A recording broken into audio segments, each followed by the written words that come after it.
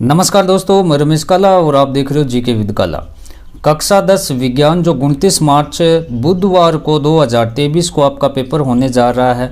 इसमें ऐसे क्वेश्चन हमने डाले हैं जो आपको 29 मार्च को ऐसे के ऐसे देखने को मिलेंगे। आप मिलान कर लेना, उत्तर सहित हैं। काफ़ी क्वेश्चन इस प्रकार से इसमें डिजाइन किया गया है, तो वीडियो को आपको अंत तक देखना है।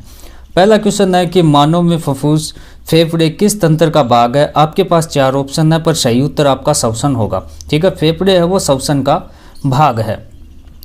नेक्स्ट क्वेश्चन है कि निम्न में से कौन सा पादप हार्मोन है ना, कि निम्न में से कौन सा पादप हार्मोन है। तो इंसुलिन है, थायरोक्सिन है, एस्ट्रोजन है, ऑक्सिन है।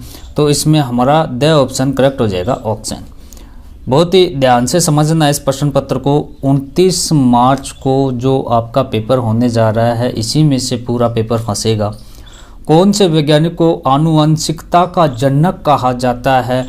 4 ऑप्शन आपके पास, सही ऑप्शन मेंडल को आनुवंशिकता का जनक कहा जाता है। निम्न में से किस रसायन का उपयोग फोटोग्राफी में होता है। तो किस में होता है, तो ये आपका हो जाएगा सिल्वर ब्रोमाइड। ए ऑप्शन आपका करेक्ट हो जाएगा। प्लास्टर ऑफ पेरिस का रासायनिक सूत्र है, वेरी मोस्ट इंपॉर्टेंट है, प्लास्टर ऑफ पेरिस। तो ब ऑप्शन CaSO4 1/2H2O, ब ऑप्शन हमारा करेक्ट हो जाएगा। 6 का क्या कह रहा है कि निम्न में से उत्कृष्ट गैस है। तो उत्कृष्ट गैस हीलियम हो जाएगा, He। स ऑप्शन किस प्रकाशीय घटना के कारण पानी में रखी छड़ मुड़ी हुई दिखाई देती है। तो अपवर्तन के कारण वो होती है, अपवर्तन के कारण। श्वसन नेत्र के किस भाग पर वस्तु का प्रतिबिंब बनता है। तो दृष्टि पटल पर, ए ऑप्शन करेक्ट। विद्युत शक्ति का एसआई मात्रक है, विद्युत शक्ति का एसआई मात्रक वाट होगा, ब हो गया। एक मेरा व्लॉग चैनल है दोस्तों, व्लॉग बनाते हैं, डिस्क्रिप्शन में उसका लिंक है, आप चैनल को सब्सक्राइब कर लें, उसके वीडियो भी आप देखें। निम्न में से कौन सा आहार श्रृंखला का निर्माण करते हैं, कौन सा आहार श्रृंखला का निर्माण करते हैं। तो यहाँ हो जाएगा घास, बकरी और मानव। ब ऑप्शन आपका करेक्ट हो जाएगा, क्यों घास को बकरी खाती है और बकरी को मानव खाते हैं। ठीक है, गलत लग रहा ना, बकरी को मानव खाते हैं, बकरा होता तो भी ठीक था, चलता, पर यही होगा इसमें। नेक्स्ट, टिहरी बांध बना हुआ है, टिहरी बांध बना है। तो 4 ऑप्शन आपके पास है, गंगा नदी पर टिहरी बांध बना है, ए ऑप्शन हम करेक्ट कर देंगे। रिक्त स्थानों की पूर्ति हमें करनी है कि कार्बन एकल बंध युक्त यौगिक कहलाते हैं। तो ये बंध युक्त यौगिक क्या कहलाते हैं, ये आपको बताना है। तो एल्किन हो जाएगा, क्या हो जाएगा, एल्केन। इस प्रकार से आपको लिख देना है, एल्केन। ठीक है जी। अब नेक्स्ट क्वेश्चन हम देखेंगे कि परमाणु के किसी कोष में इलेक्ट्रॉन की अधिकतम संख्या ज्ञात करने का सूत्र क्या है। 2n², ये हो जाएगा। ठीक है, उसके बाद तीसरा कि 2 तंत्रिका कोशिकाओं के मध्य खाली स्थान को खालिस्तान कहते हैं, तो क्या कहते हैं, सिनेप्स कहते हैं, सिनेप्स। और ए व बी के नाम लिखो, आपको ए और बी के नाम लिखने हैं, यहाँ दिया हुआ गया है ए और बी। तो इसमें इसका और इसका ए बी का नाम आपको लिखना है। तो ए में लिख देंगे हम क्लोरोफिल, और दूसरे में लिख देंगे, बी में लिख देंगे सूर्य का प्रकाश। ठीक है।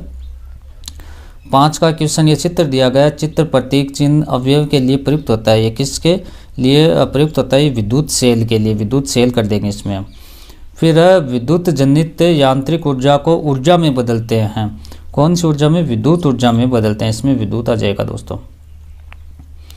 नेक्स्ट क्वेश्चन, अवक्षेपण अभिक्रिया से आप क्या समझते हैं। 1 नंबर का क्वेश्चन है कि अवक्षेपण अभिक्रिया से आप क्या समझते हैं। ये प्रश्न आने पर आप क्या लिखोगे दोस्तों, कि जब किसी रासायनिक अभिक्रिया में उत्पाद के रूप में अविलेय पदार्थ बनता है, इस पदार्थ को अवक्षेप कहते हैं, इस अभिक्रिया को अवक्षेप अभिक्रिया कहते हैं। इस प्रकार से हम लिख देंगे।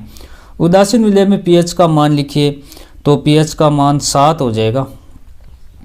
नेक्स्ट, मिश्र धातु के 2 उदाहरण लिखिए। तो एक तो पित्तल, कांसा, सोल्डर भी हम लिखते हैं, पित्तल कांसा लिख देंगे। मेथेन का नेक्स्ट क्वेश्चन क्या कह रहा है दोस्तों कि मेथेन की हाँ, मेथेन की इलेक्ट्रॉन बिंदु संरचना बनाइए। तो ये आगे बनाकर बता दिया जाएगा क्योंकि बड़ा सा क्वेश्चन है। ये इस प्रकार से बनेगा कुछ, देखो ऐसे करेंगे, ऐसे ऐसे ऐसे ऐसे इस प्रकार से बनेगा। फिर एच एच प्लस एक्स लिख देंगे, एक्स प्लस एच लिख देंगे इसमें, है ना, एच फिर प्लस एक्स लिख देंगे। इस प्रकार से नीचे वाले में एक्स प्लस एच। तो ये चीज़ें ध्यान रखनी है आपको। नेक्स्ट क्वेश्चन क्या कह रहा है भाई आपका 5 का कि मेंडलीफ की आवर्त सारणी की कोई एक कमी लिखी। तो मेंडलीफ की आवर्त सारणी में हाइड्रोजन का स्थान सुनिश्चित नहीं था। ठीक है, ये लिख देंगे, हाइड्रोजन का स्थान सुनिश्चित नहीं था। 6 का कह रहा है कि शरीर का संतुलन मस्तिष्क का कौन सा भाग करता है। तो अनुमस्तिष्क करता है। 7 का है कि नर में पाए जाने वाले लैंगिक हार्मोन के नाम लिखिए। तो टेस्टोस्टेरोन हो जाएगा।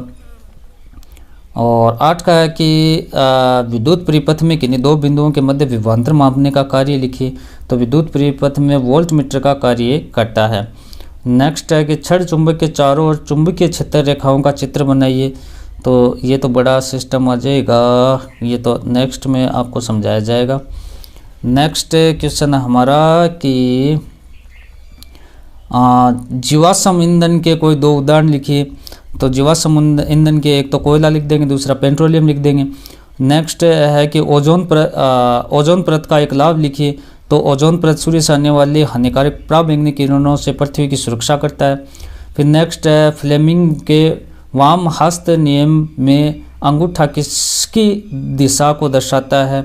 तो फ्लेमिंग वाम हस्त नियम के अंगूठा चालक की गति की दिशा अथवा चालक पर आरोपित बल की दिशा की ओर वो संकेत करता है।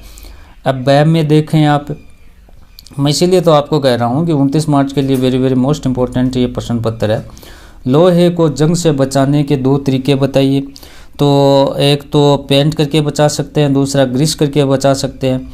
और 5 का क्वेश्चन क्या कह रहा है कि कार्बन के 2 अपरूपों के नाम लिखिए। तो एक तो हीरा हो गया, ग्रेफाइट हो गया, फुलरिन भी हम लिख सकते हैं। मिसेल की संरचना चित्र ये बड़ा हो जाएगा। ठीक है, इसको मैं एक बार छोड़ता हूँ, छोटे छोटे आपको बताता हूँ। फिर 7 का कि आवर्त सारणी में बाएं और दाएं जाने पर परमाणु त्रिज्या क्यों घटती है। तो आधुनिक आवर्त सारणी में बाएं से दाएं जाने पर नाभिक की आवेश बढ़ता है, जिससे इलेक्ट्रॉन व नाभिक के मध्य की दूरी घट जाती है, तब परमाणु त्रिज्या घट जाती है। और नेक्स्ट है अमाशय में पाए जाने वाले अम्ल का नाम लिखिए। तो अमाशय में पाए जाने वाले अम्ल का नाम हाइड्रोक्लोरिक अम्ल HCl है। और नेक्स्ट हमारा क्या कह रहा है HCl है। और भोजन में अम्लीय बनाकर भोजन की उपस्थिति जीवाणुओं को नष्ट करना होता है, ये चीज़ें हमें लिखनी है।